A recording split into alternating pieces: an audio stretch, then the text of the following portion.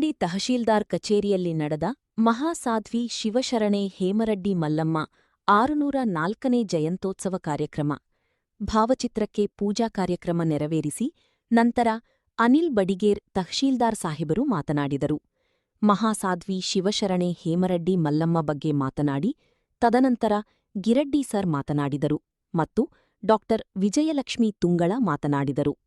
ವೇಮವಿಕಾಸ ವೇದಿಕೆ ಅಧ್ಯಕ್ಷರು ಡಾ ಆರ್.ಎನ್. ಸೋನಾಲ್ಕರ್, ಉಪಾಧ್ಯಕ್ಷರು ಮಲ್ಲಪ್ಪ ನಾಗರಡ್ಡಿ, ಪ್ರಧಾನ ಕಾರ್ಯದರ್ಶಿ ರಮೇಶ್ ಪಾಟೀಲ್, ಕಾರ್ಯದರ್ಶಿ ಶಿವಾನಂದ ಪಾಟೀಲ್, ಎಲ್.ಆರ್. ಉದಪುಡಿ, ನಿಕಟಪೂರ್ವ ಅಧ್ಯಕ್ಷರು ಡಾ ಟಿ.ಪಿ. ಗಿರಡ್ಡಿ, ಡಾ ಎ.ಎನ್.ವಿ. ಸಂಕ್ರರೆಡ್ಡಿ, ಡಾ ಕೃಷ್ಣ ಬಣ್ಣದ ಸಮಾಜದ ಹಿರಿಯರು, ಡಾ ಎಚ್.ಜಿ. ದಡ್ಡಿ ಸಮಾಜದ ಹಿರಿಯರು, ಪ್ರಕಾಶ್ ಚೌರಡ್ಡಿ ವಕೀಲರು, ಬಸಪ್ಪ ಗಿರಿಗಾವಿ, ಅಶೋಕ್ ಶಂಕರಡ್ಡಿ, ಕುಮಾರ್ ತಿಮ್ಮಾಪುರ, ಪಿಎಚ್ ಪೂಜಾರಿ ವಕೀಲರು, ಲಕ್ಷ್ಮಣ್ ನಿಂಗನಗೌಡ, ಹನುಮಂತ ಬಟಕುರ್ಕಿ ಹಾಗೂ ತಹಶೀಲ್ದಾರ್ ಆಫೀಸ್ ಸಿಬ್ಬಂದಿ ವರ್ಗದವರು, ಸಮಾಜದ ಮುಖಂಡರು ಭಾಗವಹಿಸಿದ್ದರು.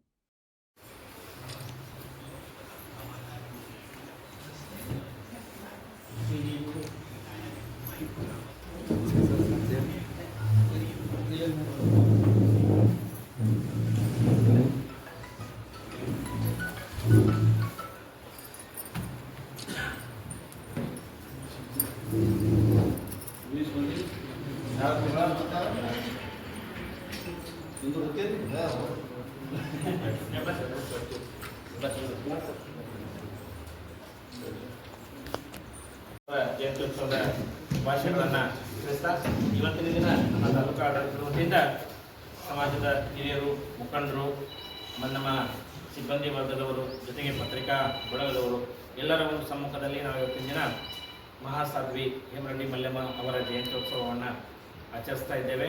ಅವರು ನೀಡಿರ್ತಕ್ಕಂಥ ಸಂದೇಶವನ್ನು ಇವತ್ತಿನ ದಿನ ಕೂಡ ನಾವು ಜನಮಾನಸದಲ್ಲಿ ಅಜರಾಮರವಾಗಿ ನಾವೆಲ್ಲರೂ ಕೂಡ ಕಾಣ್ತಾ ಇದ್ದೇವೆ. ಈ ಒಂದು ಮಹತ್ತರವಾದಂತಹ ಮತ್ತು ಪವಿತ್ರವಾದ ಸಂದರ್ಭದಲ್ಲಿ ನಮ್ಮ ಹಿರಿಯರು ನಮ್ಮ ಡಾಕ್ಟರ್ ಗಿರಡ್ಡಿ ಸರ್ ಅವರು ಒಂದೆರಡು ಮಾತು ಮಾತಾಡಬೇಕಂತ ಹೇಳಿ ನಾನು ಕೇಳ್ಕೊಳ್ತೇನೆ. ತಹಶೀಲ್ದಾರರು, ದಂಡಾಧಿಕಾರಿಗಳು, ಸನ್ಮಾನಿಸಿದ ಅನಿಲ್ ಬಡಿಗೇರ್ ಸಾಹೇಬ್ರೆ, ವೇಮವಿಕಾಸ ವೇದಿಕೆಯ ಅಧ್ಯಕ್ಷರು, ಸನ್ಮಿತ್ರರಾಗಿರ್ತಕ್ಕಂಥ ಡಾಕ್ಟರ್ ಸೋನಾಲ್ಕರ್ ಸರ್ ಅವರಿಗೆ, ಶ್ರದ್ಧೆಯ ತಾಯಿಯರೇ, ಸಮಾಜದ ಎಲ್ಲ ಗುರು ಹಿರಿಯರೇ, ಎಲ್ಲರಿಗೂ ಹೇಮರಡ್ಡಿ ಮಲ್ಲಮ್ಮರ ಜಯಂತ್ಯೋತ್ಸವದ ಶುಭಾಶಯಗಳನ್ನು ಹೇಳ್ತಾ, ಮಹಾಸಾಧ್ವಿ ಹೇಮರಡ್ಡಿ ಮಲ್ಲಮ್ಮ ಯಾವುದೇ ಉಪದೇಶವನ್ನು ನೀಡಲಿಲ್ಲ, ಯಾವುದೇ ಪರಂಪರೆಯನ್ನು ಅವರು ಹುಟ್ಟು ಹಾಕಲಿಲ್ಲ, ಯಾವುದೇ ಸಂಪ್ರದಾಯವನ್ನು ನಮಗೆ ಬೋಧಿಸಲಿಲ್ಲ. ಅವರ ಬಗ್ಗೆ ವಿದ್ವಾಂಸರು, ಸಾಹಿತಿಗಳು ಬರೆದಂಥ ಸಾಹಿತ್ಯ ಕೂಡ ಅಷ್ಟಕ್ಕಷ್ಟೇ. ಆದಾಗ್ಯೂ ಕೂಡ ಗುಪ್ತಗಾಮಿನಿಯಾಗಿ ಮಹಾಸಾಧ್ವಿ ಹೇಮರಡ್ಡಿ ಮಲ್ಲಮ್ಮ ನಮ್ಮೆಲ್ಲರ ಮಧ್ಯೆ ಇವತ್ತಿಗೂ ಸಹಿತ ಜೀವಂತವಾಗಿದ್ದಾರೆ. 15ನೇ ಶತಮಾನದಲ್ಲಿ ಅವರು ಆಂಧ್ರ ಪ್ರದೇಶದಲ್ಲಿ ಬಾಳಿ ಬದುಕಿ ಈ ಜೀವನದ ಸಂದೇಶಗಳನ್ನು ನೀಡಿ ಹೋಗಿರುವಂಥ ಮಹಾಸಾಧ್ವಿ ಹೇಮರಡ್ಡಿ ಮಲ್ಲಮ್ಮರ ಕುರಿತು 18ನೇ ಶತಮಾನದ ಕೊನೆಯ ಭಾಗದವರೆಗೂ ಕನ್ನಡದಲ್ಲಿ ಯಾವುದೇ ಒಂದು ಸಾಹಿತ್ಯ ಬಂದಿರಲಿಲ್ಲ. ಯಾಕಂದರೆ ಅವರ ಜೀವನ ಸಾಧನೆ ಕುರಿತು ಯಾವುದೇ ದಾಖಲೆಗಳಾಗಲಿ ಪುರಾವೆಗಳಾಗಲಿ ಇರಲಿಲ್ಲ. ಹಾಗಾಗಿ ಅಂದಿನ ಕಾಲಘಟ್ಟದ ಒಂದು ಸಾಮಾಜಿಕ ಸ್ಥಿತಿ, ಕೌಟುಂಬಿಕ ಸ್ಥಿತಿಗತಿಗಳನ್ನು ಆಧರಿಸಿ ಕೆಲವು ಪುರಾಣಕಾರರು ಮಹಾಸಾಧ್ವಿ ಹೇಮರಡ್ಡಿ ಮಲ್ಲಮ್ಮನ ಕುರಿತು ಪುರಾಣಗಳನ್ನು ರಚಿಸಿದರು. ಆಮೇಲೆ ಕೆಲವು ನಾಟಕಗಳು ಕೂಡ ಬಂದವು, ಇನ್ನೂ ಕೆಲವು ಸಿನಿಮಾಗಳು ಕೂಡ ಅಲ್ಲಿ ಬಂದವು. ಹಾಗಾಗಿ ಇವತ್ತು ಹೇಮರಡ್ಡಿ ಮಲ್ಲಮ್ಮ ನಮ್ಮ ನಡುವೆ ಇವತ್ತಿಗೂ ಜೀವಂತವಾಗಿದ್ದಾರೆ. ಅವರ ಒಂದು ತವರು ಮನೆ ಮತ್ತು ಗಂಡನ ಮನೆ ಬಗ್ಗೆ ಹೇಳಬೇಕಂದ್ರೆ, ಆಂಧ್ರ ಪ್ರದೇಶದ ವೆಲ್ಟೂರ್ ಜಿಲ್ಲೆಗೆ ಸೇರಿದಂಥ ರಾಮಾಪುರ ಗ್ರಾಮದ ನಾಗರಡ್ಡಿ ಮತ್ತು ಗೌರಮ್ಮ ದಂಪತಿಯ ಪವಿತ್ರ ಉದರದಿಂದ ಶ್ರೀ ಮಲ್ಲಿಕಾರ್ಜುನನ ಆಶೀರ್ವಾದದಿಂದ ಜನಿಸಿದಂಥ ಮಲ್ಲಮ್ಮ, ಸಿದ್ದಾಪುರ ಗ್ರಾಮದ ತನ್ನ ರಾಜ್ಯವನ್ನು ಕಳೆದುಕೊಂಡಂಥ ಕುಮಾರರೆಡ್ಡಿ ಅವರ ಪುತ್ರ ಭರಮರೆಡ್ಡಿ ಅವರನ್ನು ವಿವಾಹವಾಗಿ ಅವರು ಸಂಸಾರವನ್ನು ನಡೆಸಿದರು. ಈ ಸಂಸಾರದ ಸುಖ ದುಃಖಗಳಿಗೆ ಅವರು ಹಿಗ್ಗದೆ ಕುಗ್ಗದೆ ಸಮಸ್ಥಿತಿಯಿಂದ ಅಂದರೆ ಬದುಕಿನಲ್ಲಿ ಬರ್ತಕ್ಕಂಥ ಯಾವುದೇ ಏರುಪೇರುಗಳ ವಿರುದ್ಧ ತಮ್ಮ ಮನಸ್ಸನ್ನು ಸ್ಥಿರವಾಗಿಟ್ಟುಕೊಂಡು ಜೀವನ ಸಂದೇಶವನ್ನು ನೀಡಿದಂಥ ಮಹಾಸಾಧ್ವಿ. ಆ ಸಾಧ್ವಿ ಕುರಿತು ಈಗಾಗಲೇ ನಮ್ಮಲ್ಲಿ ಸಾಕಷ್ಟು ಜಾನಪದ ಕಾಣಿಸಿಕೊಂಡಿದ್ದಾರೆ. ಅವರ ಮಹತ್ವವನ್ನು ಅರಿಯದಂಥ ಅವರ ಕುಟುಂಬದವರು ಅಂದರೆ ಅತ್ತೆ ಆಗಿರ್ಬೋದು, ನೆರೆನೀರಾಗಿರ್ಬೋದು, ಅವರಿಗೆ ಸಾಕಷ್ಟು ಕಷ್ಟಗಳನ್ನು ಕೊಟ್ಟರು. ಆಮೇಲೆ ಅವರ ಮಹತ್ವ ಅವ್ರ ಮಾವನಿಗೆ ಗೊತ್ತಿತ್ತು, ಕುಮಾರರೆಡ್ಡಿಗೆ ಗೊತ್ತಿತ್ತು. ಆದರೆ ಅವರ ಮಾತು ಅವರ ಹೆಂಡತಿ ಮುಂದೆ ನಡೀತಾ ಇರಲಿಲ್ಲ. ಅವರ ಮಗ ಭರಮರೆಡ್ಡಿ ಕೂಡ ಬಹಳ ಮುಕ್ತ ಸ್ವಭಾವದಾಯರಾಗಿದ್ದರು. ಅವರ ಒಂದು ಸದ್ಗುಣವನ್ನು ದುರುಪಯೋಗಪಡಿಸಿಕೊಂಡು ಅವರ ಕುಟುಂಬದವರು ಈ ಮಹಾಸಾಧ್ವಿ ಹೇಮರೆಡ್ಡಿ ಮಲ್ಲಮ್ಮ ನಮ್ಮಲ್ಲೇ ಅಷ್ಟೇ ಅಲ್ಲ, ಇಡೀ ಜಗತ್ತಿನ ಮಹಿಳೆಯರಿಗೆ ಅವರ ಬದುಕು ಒಂದು ಆದರ್ಶ. ಈಗಾಗಲೇ ಎಲ್ಲ ವಿಚಾರಗಳನ್ನು ಸರ್ ಹೇಳಿದರು. ಅವರು ಎಲ್ಲೇ ಹೋಗಿ ತಪಸ್ಸು ಮಾಡಲಿಲ್ಲ, ಯಾವುದೋ ಒಂದು ದೊಡ್ಡ ಯೂನಿವರ್ಸಿಟಿ ಒಳಗೆ ಕಲಿಯಲಿಲ್ಲ. ಆದರೆ ಅವರು ಬದುಕೇ ಒಂದು ಇಡೀ ಜಗತ್ತಿನ ನಿದರ್ಶನ ಆಗಿದೆ. ಅವರು ಚಿಕ್ಕಂದಿನಿಂದಲೇ ದೈವಭಕ್ತಿ, ಮಲ್ಲಿಕಾರ್ಜುನ ಸ್ವಾಮಿ ಭಕ್ತಿಯಾಗಿ ತಮ್ಮ ಗಂಡನ ಮನೆಗೆ ಹೋದರು. ಅಲ್ಲಿ ರಾಜ ಮನೆತನದೊಳಗಿದ್ರೂ ಕೂಡ ಒಬ್ಬ ಸಾಧಾರಣ ಹೆಣ್ಮಗಳಿಗೆ ಯಾವ ರೀತಿ ದಿನನಿತ್ಯದ ಕುಟುಂಬದೊಳಗ ಅತ್ತಿ ನೆಗಣ್ಣ ಕಾಟಿರ್ತದ್ದು ಅದು ಕೂಡ ಅಲ್ಲಿ